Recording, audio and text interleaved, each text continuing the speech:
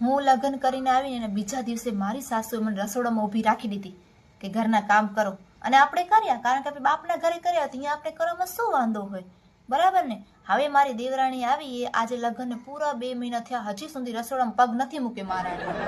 આ જાને પોતશે, આપણા કામ નથી, આપણે તો સીધા લોકો. અને ઇતિહાસ ગવા છે, મોટી વહુ હંમેશા બધાને આંખમાં કકડતી હોય કાકરાને જેમ, નાની વહુ આવે ને એ જ આ લોકોને જલેબીને ફાફડાને જેમ સીધા કરે. આ મારી દેવરાણી આવીને 420 છે બેનું, 1 નંબરની 420. આ 540ની જે નોટો છે ને મારા સાસરાવાળાને બધાને આ સીધા કરશે. આપણામાં કામ જ નથી, આપણા જે સીધે વહુને શું કામ હોય આનામાં? મારી સાસુ મારા સામે જેવું તેવું બોલતી હતી. મેં કીધું, એ ભગવાન તું પહોંચે આ ડોસીને. હવે મારી દેવરાણી આવીને એની બોલતી બંધ, એકદમ ડાબલી બંધ. મારી કદરું ન કરી તો ભલે ના કરી. હવે તમે જો મારા રોયા, તમને આ તમારા છાતીએ બહુ મૂંગ લડીને ખાશે.